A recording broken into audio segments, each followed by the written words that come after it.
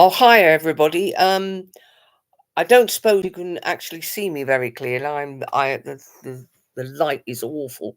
I'm sitting in front of my light coming in from the garden.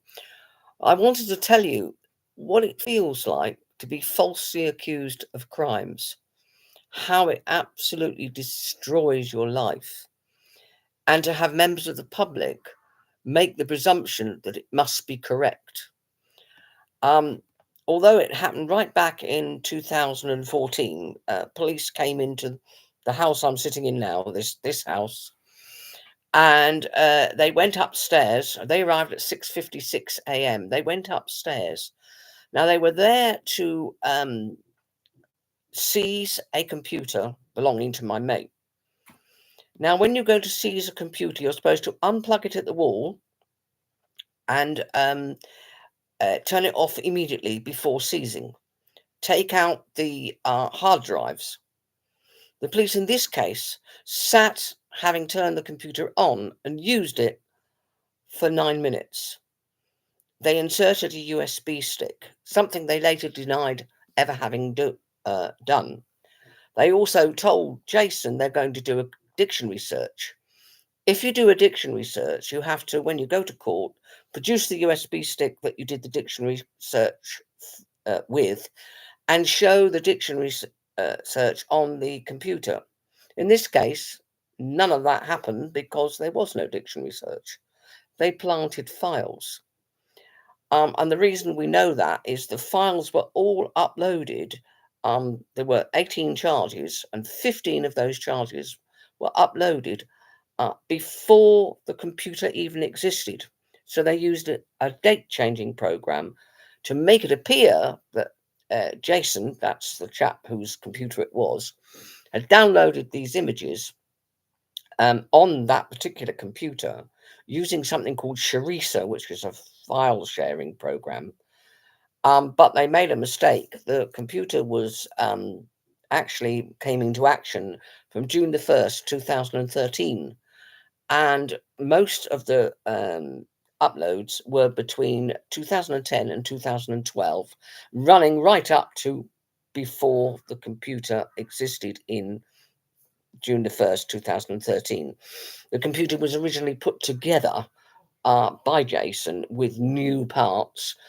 Yes, there were two old hard drives. That's absolutely correct. There were two hard drives that were older, but none of them was cited as being anything to do with this. It was all, according to them, coming through the Sharisa program for that specific computer, which was actioned on June the 1st, 2013.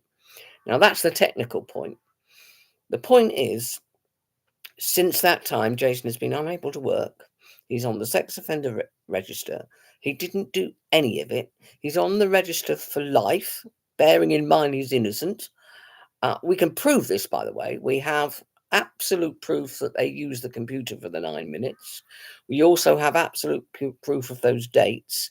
We can also show that lots of the other evidence has no dates on it because they were trying to hide it. The jury were never shown the dates, so the jury had no idea. And the first film shown, you would laugh, this was a horror film called The Serbian Film. I mean, it's a horrible film, but it's legal. It was shown in cinemas, for God's sake. Jason has a conviction for that. That is mental. And he also has a conviction for a zombie film. I'm not kidding you, a zombie film. And the, the, the, the jury were, um, merrily convicting him of things that were entirely legal.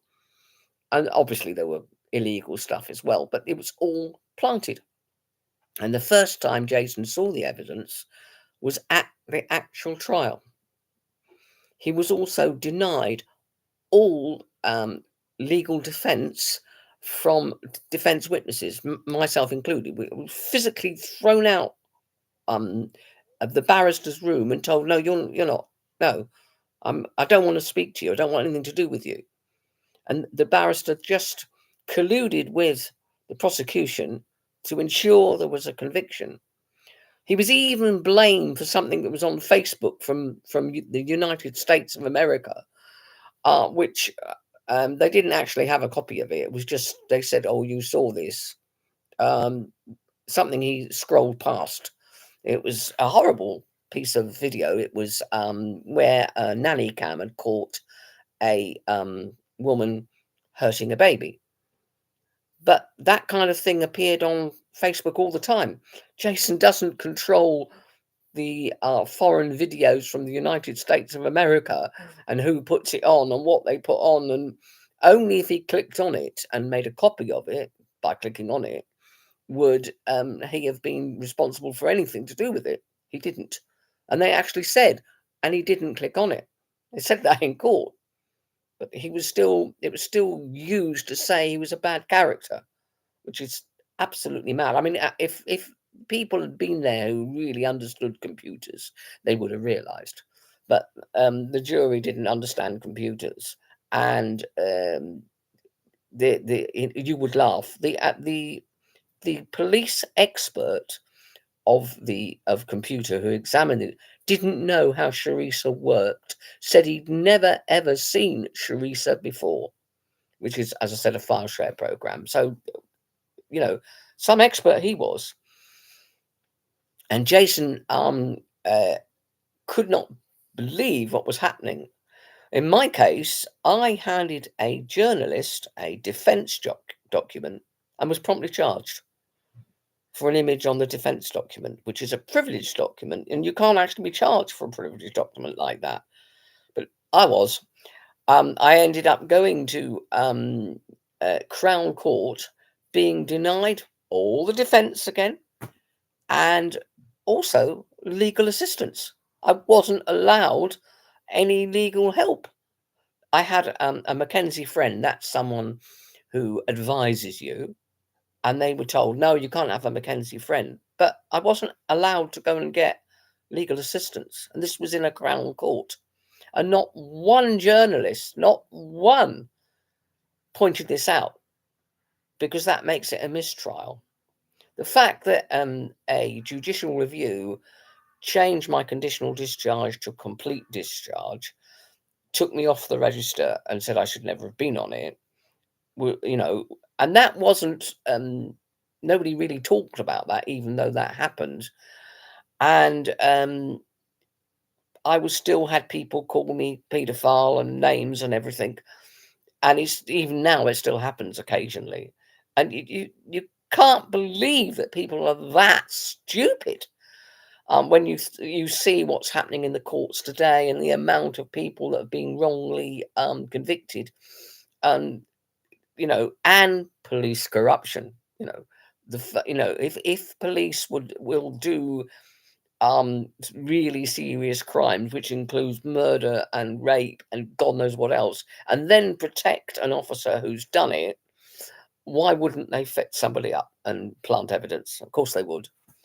And it all was involved over the fact that we stood against an MP at the time, and that's what happened. Bye.